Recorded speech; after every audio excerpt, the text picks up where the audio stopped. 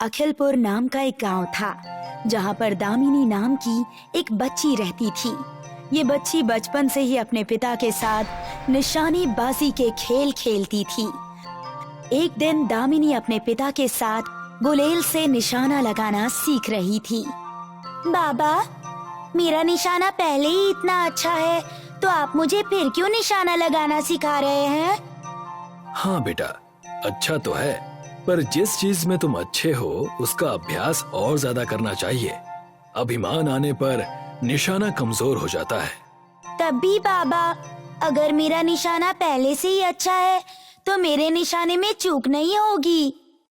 हाँ बेटा, बात तो सही है, पर ऐसे कई अवसर आते हैं जहाँ इंसान धीरज नहीं रख पाता और उससे चूक हो जाती है। इसीलिए अभ्यास जरूरी है, समझी बेटा? थोड़ा थोड़ा बाबा। ठीक है, पूरा पूरा भी समझ जाओगी कभी। ठीक है बाबा, अब मैं अभ्यास करती हूँ। कई वर्ष बीत चुके हैं। अब दामिनी 60 वर्ष की हो चुकी है। दामिनी बाबा की बताई ये बातें याद कर अपने पोते हिमांशु को बता रही थी। तभी उसकी आंखों में आंसू आ गए। दादी, आप रोने क्यों लगी? क्या आपको बाबा की याद आती है मेरी तरह? हाँ बेटा, कुछ ऐसा ही है। तो मैं कह रही थी, जैसे मुझे मेरे बाबा ने कहा था, उनकी तरह जिस भी चीज में तुम्हारी रुचि होगी उसमें तुम्हें मेहनत और अभ्यास करना होगा। हाँ दादी। दामिनी के पास अब बस उसका एक पोता था। हिमांशु के माता पिता उसे दामिनी के पास कुछ दिन पहले छोड़कर गए थे। दामिनी नारियल बेचती थी, पर नारियल के पेड़ पर चढ़ना मुश्किल होने के कारण वो अपनी राइफल से नारियल तोड़कर बेचती थी। दादी, आपको सब शूटर दादी क्यों कहते हैं? बेटा, तुम्हारी दादी का निशाना पूरे गांव में सबसे अचूक है। ये बंदूक से रोज नारियल तोड़ते देख लोगों ने मुझे शूटर दादी कहना शुरू कर दिया। दादी, मुझे भी आप निशाना लगाना सिखाएंगी क्या? ठीक है बेटा, आओ चलो, मैं नारियल कैसे तोड़ती हूँ तुम भी देखना और सीखना, लेकिन खुद तोड़ने की जिद नहीं करना। ठीक है दादी। दामिनी नारियल को अपने बंदूक के इस्तेमाल से तोड़ रही थी। तभी वहाँ साहूकार और उसका बेटा पंकज आते हैं। दामिनी, इतने सालों से देख रहा हूँ, लेकिन तुम्हारा निशाना कभी चूकते नहीं देखा। मेरा बेटा भी अव्वल दर्जे का निशानेबाज है, पर इसके निशाने में भी चूक हो जाती है। अभ्यास करते रहो, सफल हो जाएगा ये भी। आप कहें तो मैं सिखा दूं पंकज को। शूटर दादी, आपसे तो बेहतर हूँ मैं। अब तो आपकी इतनी उम्र हो गई है कि दिन में भी लालटेन लेकर घूमना पड़ेगा। आप मुझे क्या सिखाएंगी? पंकज, ये किस तरह से बात कर रहे हो? इतना घमंड करना, वो भी इस उम्र में? जितना सीख पाओ पहले उतना सीखो और दामिनी से माफी मांगो। आप बस मुझे ही डांटिए, सही तो कह रहा हूं मैं। मुझे माफी मांगने की कोई जरूरत नहीं है, मैं जा रहा हूं। ये कहकर पंकज वहां से चला गया। दामिनी, मैं पंकज की तरफ से तुमसे माफी मांगता हूं। नौजवान है और अनुभव कम होने की वजह से इस तरह की बातें कर रहा है। कोई बात नहीं साहूकार जी, बच्चे ही हैं। और तुम्हारी नारियल की दुकान कैसी चल रही है? ये तो आपकी कृपा है। आपने ये बगीचा मुझे दिया और अब इसी कारण सब कुशल मंगल है। अरे नहीं नहीं, ये बगीचा वैसे भी इस्तेमाल में नहीं आता था, कम से कम अब ये उपयोग में तो है। फिर भी आपका आभार है मुझ पर। अच्छा दामिनी, अब मैं चलता हूँ। दामिनी हिमांशु को अगले दिन घर में कुछ बातें समझा रही थी। हिमांशु, तुम्हें पंकज से ये सीखना चाहिए कि जब तुम्हारे पास किसी चीज का हुनर हो तो उस पर अभिमान नहीं करना चाहिए और बड़ों को अपशब्द नहीं कहना चाहिए। हाँ दादी, मैं कभी आपसे इस तरह से बात नहीं करूँगा। और ना ही किसी और से। हाँ बेटा, बहुत समझदार हो तुम तो। दादी, मैंने सुना है कि गांव में मेला लगा है, मैं भी वहां घूमना चाहता हूँ। अच्छा, चलो तुम्हें मेला घुमा लाती हूँ।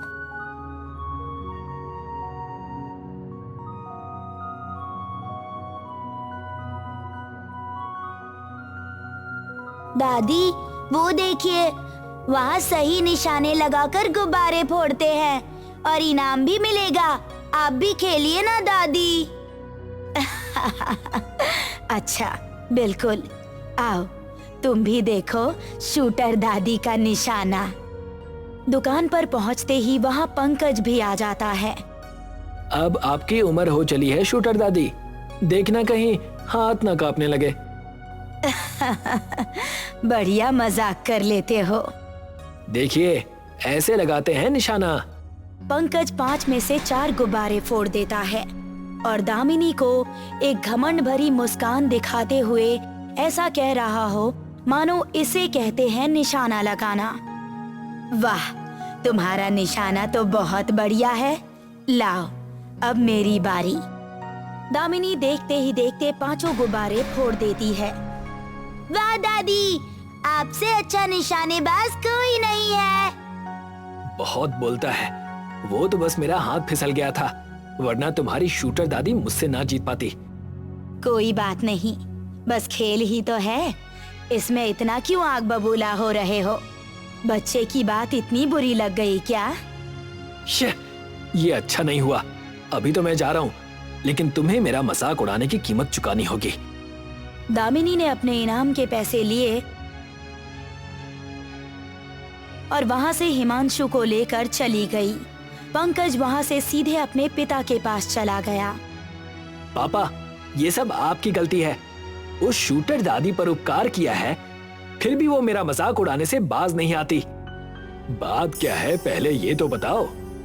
वहां मेले में इतने लोगों के सामने उसने मेरा मजाक उड़ाया। मेले के छोटे से खेल में जीत क्या गई, बड़ी बड़ी बातें करने लगी। मुझे नहीं लगता कि दामिनी ने बिना किसी वजह के ऐसा कुछ किया होगा।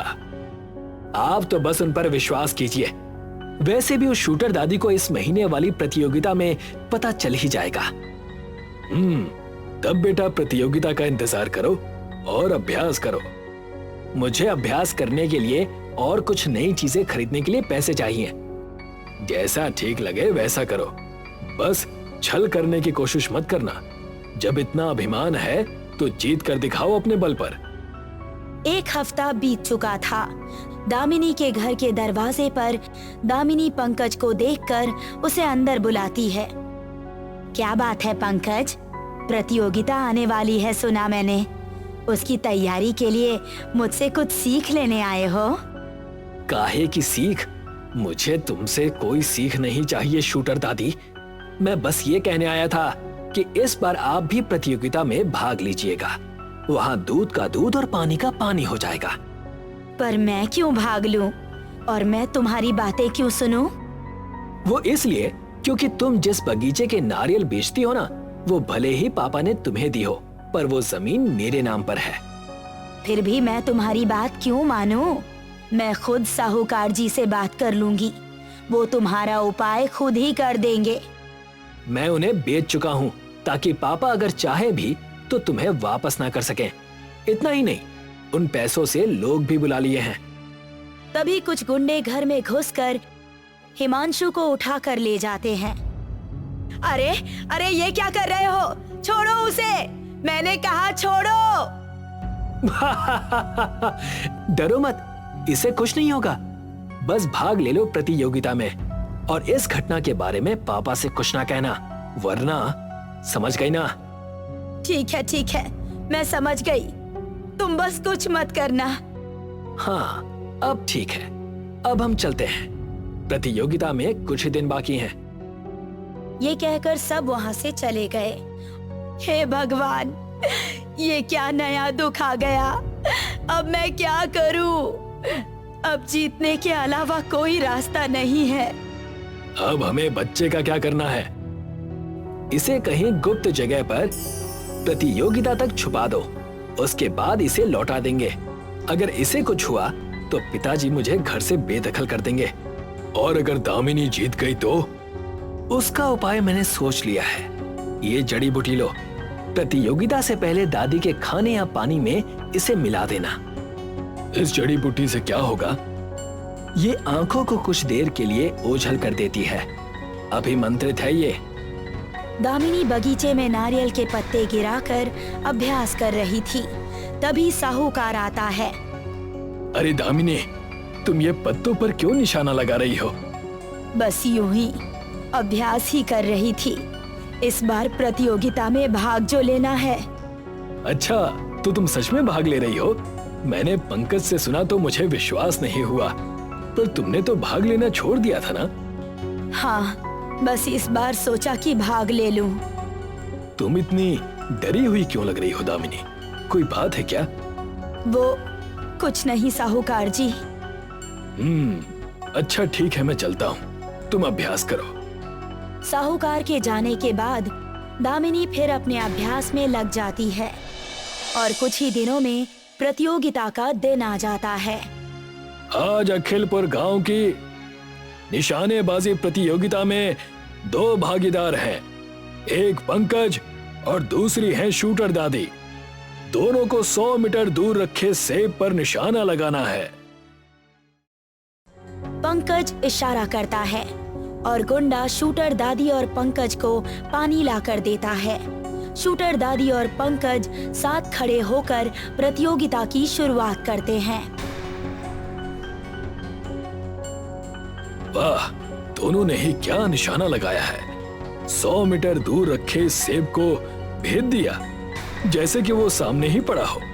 अब नारियल की प्रतियोगिता में ये सामने आए 4 नारियल भेदने हैं। एक भी गोली चूकनी नहीं चाहिए और सारी गोलियां नारियल के अंदर जानी चाहिए। अचानक दामिनी की नजर कुछ ओझल सी हो गई और उसे धुंधला सा दिखने लगा। क्या बात है शूटर दादी, ये आंखें ठीक तो है ना? हाँ, लालटेन दो। तो ये बात थी पंकज, बातें तो तुम्हारी इतनी अभिमान भरी होती है और हरकतें ऐसी। चुप रहो और निशाना लगाओ, ये मेरा मजाक उड़ाने का अंजाम है। ठीक है, पहले तुम। पंकज ने निशाना लगाया और 4 नारियल भेद दिए। बहुत बढ़िया प्रदर्शन। अब दामिनी की बारी। दामिनी एक टक देखती रही नारियल की तरफ और निशाना लगाया।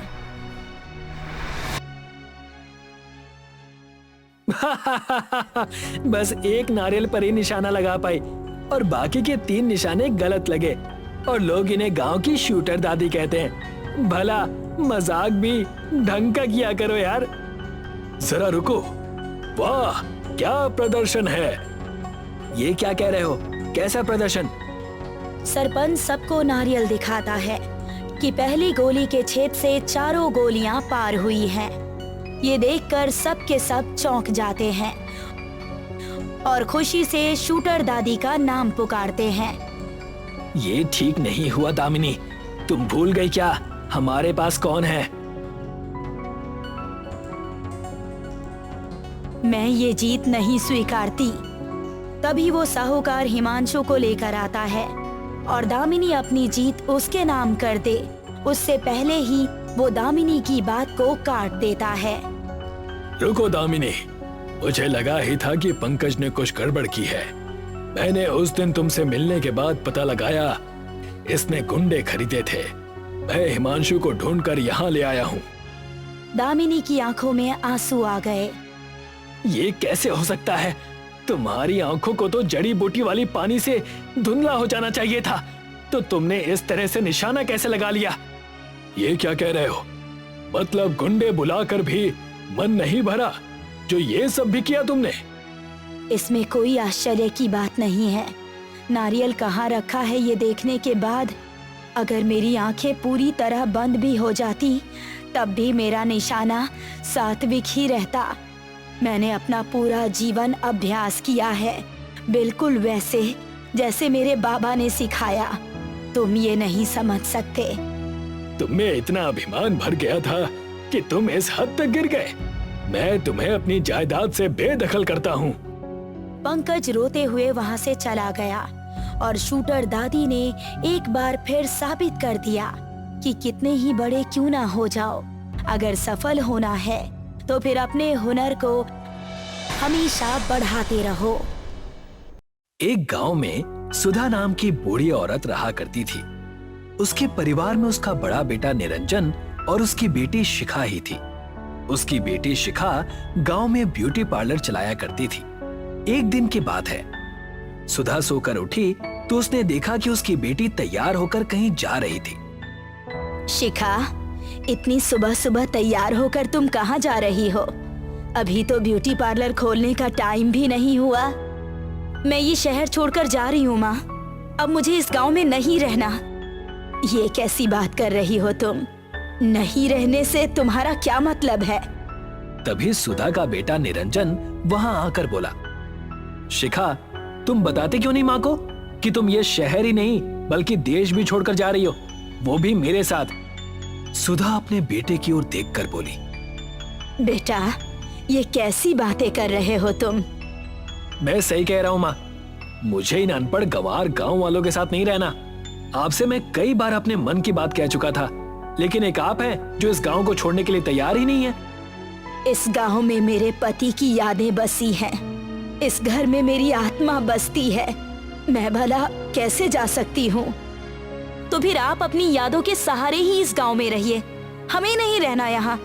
भैया को अमेरिका में जॉब मिल गई है और कंपनी ने उन्हें फ्लैट भी दिया है। मैं भैया के साथ ही रहूंगी। तुम दोनों चले जाओगे तो मैं अकेली क्या करूंगी? मेरा खर्चा पानी कैसे चलेगा? वो सब मुझे नहीं पता माँ, अगर आपको अपने खर्चे पानी की इतनी ही चिंता है तो आप भी हमारे साथ चलिए ना। नहीं तो मेरी बहन जो ब्यूटी पार्लर चलाती थी, आज से आप वो ब्यूटी पार्लर चलाकर अपना खर्चा पानी निकाल सकती हैं। इतना कहकर निरंजन और शिखा अपना सामान लेकर घर से बाहर निकल गए। सुधा बेचारी दिन भर रोती रही।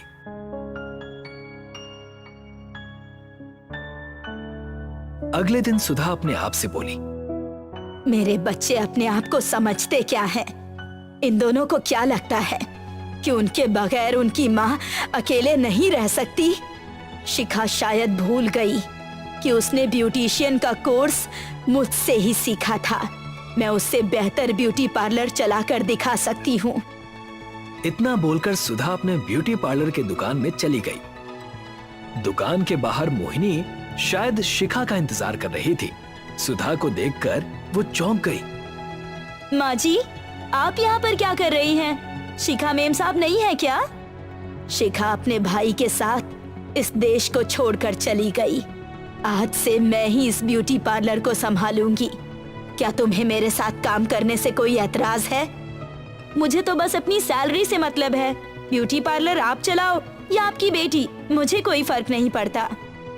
सुधा मुस्कुराती हुई ब्यूटी पार्लर के अंदर चली गई। कुछ देर के बाद एक 20 वर्षीय लड़की ब्यूटी पार्लर के अंदर आ गई। शिखा दीदी कहाँ है? मोहिनी के बोलने से पहले ही सुधा बोली, शिखा गांव छोड़कर चली गई है बेटी। तुम बताओ, तुम्हें क्या करवाना है? देखो, मुझे अपने चेहरे पर मसाज करवाना है। मसाज थोड़ा अच्छा करना, क्योंकि आज मुझे एक शादी में जाना है। सुधा मोहिनी की ओर देखकर बोली, सामने जो क्रीम रखी हुई है उसको उठाओ। सुधा अपने हाथों से उस लड़की की मसाज करने लगी। मसाज पूरा होने के बाद वो लड़की खुश होती हुई बोली, अरे वाह माँ जी, आपके हाथों में तो जादू है। आपने तो मेरे चेहरे पर अलग ही ग्लो ला दिया। आप अपनी बेटी से कहीं ज्यादा अच्छा मसाज करती हैं। इतना कहकर वो लड़की वहां से चली गई। अगले दिन वही लड़की कुछ और लड़कियों को लेकर ब्यूटी पार्लर के अंदर आ गई और सुधा की ओर देखकर बोली, माँ जी, कल मैं जिस फंक्शन में गई थी, वहाँ के लोग मुझे घूर घूर के देख रहे थे। जानती है क्यों? सिर्फ आपके किए हुए मसाज की वजह से। और मेरी दोस्त भी मुझसे जिद करने लगी कि वो भी आप ही के हाथों से मसाज करवाएगी। ये तो बहुत अच्छी बात है बेटी। सुधा सबका मसाज करने लगी। कुछ ही दिनों में सुधा का ब्यूटी पार्लर पहले से और ज्यादा अच्छा चलने लगा। समय ऐसे ही बीतने लगा। कुछ महीनों बाद सुधा के ब्यूटी पार्लर पर एक लग्जरी कार आकर रुक गई। कार के अंदर से एक लंबा चौड़ा व्यक्ति एक लड़की के साथ ब्यूटी पार्लर के अंदर आकर सुधा से बोला, मेरा नाम कर्मदास है, मैं एक विधायक हूँ। कल मेरी बेटी की शादी है, सुना है कि आप मेकअप बहुत अच्छा करती हैं। ये तो मेरे लिए बहुत ही सौभाग्य की बात है विधायक जी, जो आप इतना विश्वास करके अपनी बेटी को यहाँ लेकर आए। मैं आपकी बेटी को इतनी सुंदर बना दूंगी कि उसके विवाह के समय उसके चेहरे पर से किसी की नजर नहीं हटेगी। सुधा विधायक की बेटी के चेहरे पर मसाज करने लगी। विधायक खुश होकर चला गया, मगर कुछ ही देर बाद वो कुछ गुंडों को लेकर आ धमका, ये तुमने बिल्कुल भी अच्छा नहीं किया, मैं तुम्हारा मसाज पार्लर बंद करवा दूंगा। ये कैसी बातें कर रहे हैं आप विधायक जी? अचानक आपको क्या हो गया? कुछ देर पहले तो आप बड़े खुश होकर गए थे। तुमने मेरी बेटी के चेहरे पर क्या किया है? जब से वो अपने चेहरे पर मसाज करवा कर घर गई है, उसके चेहरे पर खुजली हो रही है। जानती हो तुमने उसका पूरा चेहरा खराब कर दिया है। मुझे शहर से डॉक्टर बुलवाना पड़ा। मेरी समझ में नहीं आ रहा कि मैं क्या करूं। कल उसकी शादी है, कहीं लड़के वाले उसका चेहरा देखकर शादी के लिए मना न कर दे। मैंने तो उसी क्रीम से मसाज किया था जिस क्रीम से मैं हर लड़की की मसाज करती हूँ। वो सब मुझे नहीं पता। आज के बाद ये ब्यूटी पार्लर अब नहीं चलेगा। इतना कहकर विधायक ने सुधा को ब्यूटी पार्लर से बाहर निकाल दिया और उसके पार्लर में ताला लगा दिया। बेचारी सुधा उदास मन से अपने घर पर थी कि तभी मोहिनी वहां पर आ गई। माँ जी, आपका ब्यूटी पार्लर तो बंद हो चुका है, अब मुझे मेरी तनख्वाह दे दीजिए आप। ये तुम कैसी बातें कर रही हो बेटी? अगर तुम अपनी तनख्वाह कुछ दिन बाद लोगी तो क्या तुम्हारा कुछ बिगड़ जाएगा? माँ जी, मुझे किसी चीज से कोई मतलब नहीं है, मुझे बस मेरे पैसे चाहिए। लेकिन इस वक्त मेरे पास पैसे नहीं है। मुझे तुमसे यही उम्मीद थी बुढ़िया। अच्छा हुआ कि तुम्हारे साथ ऐसा हुआ। इतना कहकर मोहिनी गुस्से में वहां से चली गई और सीधे उस गांव के मुखिया के घर पर आ गई। मोहिनी को देखकर मुखिया मुस्कुराता हुआ बोला, आखिरकार तुमने वो करके दिखा ही दिया जो तुमने मुझसे करने का वादा किया था। अब मैं इस गांव में अपनी बेटी का ब्यूटी पार्लर खोलूंगा और तुम्हें 2 गुनी तनख्वाह पर वहां पर रखूंगा। लेकिन अभी आपको उस बुढ़िया का जीना और हराम करना होगा। मुझे लगता है कि वो बुढ़िया ऐसे ही चुप नहीं बैठेगी। चिंता मत करो, उसके लिए मैंने कुछ सोच रखा है। अगले दिन मुखिया कुछ व्यक्तियों को लेकर सुधा के घर पर आ गया और सुधा से बोला, तुमने हमारे गांव का नाम खराब किया है, इसीलिए तुम्हें इस गांव को छोड़कर जाना होगा। ये कैसी बातें कर रहे हैं आप मुखिया जी? सही कह रहा हूँ मैं। तुमने विधायक जी की बेटी का चेहरा खराब कर दिया। अगर तुम यहाँ पर रुकी तो पता नहीं तुम किस किस का चेहरा खराब कर दोगी। मैंने ऐसा जानबूझकर नहीं किया। वो सब मुझे नहीं पता। अगर तुम सीधे तरीके से यहाँ से नहीं जाओगी तो मजबूरन गांव वाले तुम्हें धक्के देकर यहाँ से निकाल देंगे। लेकिन मुखिया जी, मैं बूढ़ी बेसहारा कहाँ पर जाकर भटकूंगी? मुझे उससे कोई मतलब नहीं, यहाँ से निकल जाओ। मुखिया ने सुधा को धक्के देकर उसके ही घर से उसे बाहर निकाल दिया। सुधा बेचारी भूखी प्यासी एक खेत में जाकर गई। तभी एक अजनबी औरत सुधा के पास आ गई। कौन हो तुम?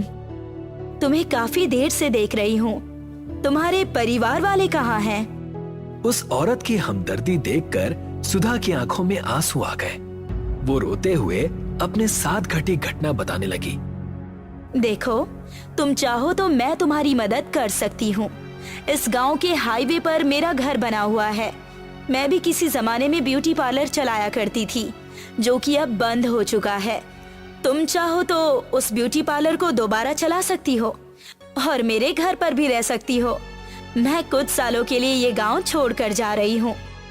लेकिन आप मेरी इतनी मदद क्यों कर रही हैं? एक दूसरे की मदद करना अच्छा होता है, इसीलिए। लेकिन अब मेरे ऊपर कौन विश्वास करेगा? चिंता मत करो, तुम ब्यूटी पार्लर खोलो। मेरे ब्यूटी पार्लर में जो क्रीम रखी हुई है, तुम उसी क्रीम से ही लोगों के चेहरे पर मसाज करना, और उसके बाद तुम देखना उसका कमाल। सुधा उस औरत के साथ चली गई और उसका ब्यूटी पार्लर आंखें फाड़ फाड़ कर देखने लगी, क्योंकि वो बहुत ही सुंदर बना हुआ था। वो औरत सुधा को सब कुछ समझाकर वहां से चली गई। अगले दिन सुधा ब्यूटी पार्लर खोलकर बैठ गई। कुछ ही देर बाद बूढ़ी औरत सुधा के ब्यूटी पार्लर के अंदर आ गई। क्या आपको अपनी बेटी का मसाज करवाना है? लेकिन आपके साथ तो कोई नजर नहीं आ रहा। ये कैसी बातें कर रही हो तुम? क्या बूढ़ी औरत को मसाज करवाने का कोई अधिकार नहीं? मेरे चेहरे का मसाज करो। मैं भी आजकल की जवान लड़कियों से कम नहीं। सुधा मुस्कुराते हुए उस बूढ़ी औरत का मसाज करने लगी और वो जवान हो गई। मैं तो जवान हो गई? ऐसा कैसे संभव हो सकता है? ये तो मेरी भी समझ में नहीं आया कि ऐसा चमत्कार कैसे हुआ। बूढ़ी औरत अब जवान हो चुकी थी। उसने ढेर सारे पैसे सुधा के हाथ में रख दिए। एक दिन सुधा के मन में एक विचार आया और वो अपने आप से बोली, हमारे देश में बहुत सी ऐसी लड़कियां हैं जो ज्यादा उम्र होने की वजह से अपने घर पर बैठी हुई हैं और कोई भी उनसे विवाह नहीं करता। आज के बाद मैं उन लड़कियों की मसाज मुफ्त में करूंगी। सुधा ने अखबार में एक ऐड दे दिया। ऐड देते ही उसके मसाज पार्लर में और लड़कियों की लाइन लगने लगी, जो उम्र ज्यादा होने की वजह से बूढ़ी नजर आती थी। कुछ दिनों के बाद वही विधायक अपनी बेटी को लेकर सुधा के पास आया। मुझे माफ कर दो माँ जी, मैं अपनी बेटी का बिगड़ा हुआ चेहरा देखकर कुछ ज्यादा ही क्रोधित हो गया था। मैंने आपको अपमानित किया। मुझे नहीं पता तुम्हारी बेटी का चेहरा कैसे बिगड़ा, लेकिन यकीन मानो तुम्हारी बेटी का चेहरा बिगाड़ने में मेरा कोई हाथ नहीं है। मेरी बेटी की शादी टूट गई और अब उससे कोई शादी करने को तैयार नहीं। चिंता मत कीजिए। इतना कहकर सुधा उसकी बेटी के चेहरे पर मसाज करने लगी।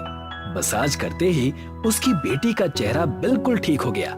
इधर गांव का मुखिया सुधा का ब्यूटी पार्लर चलना देखकर काफी परेशान हो चुका था।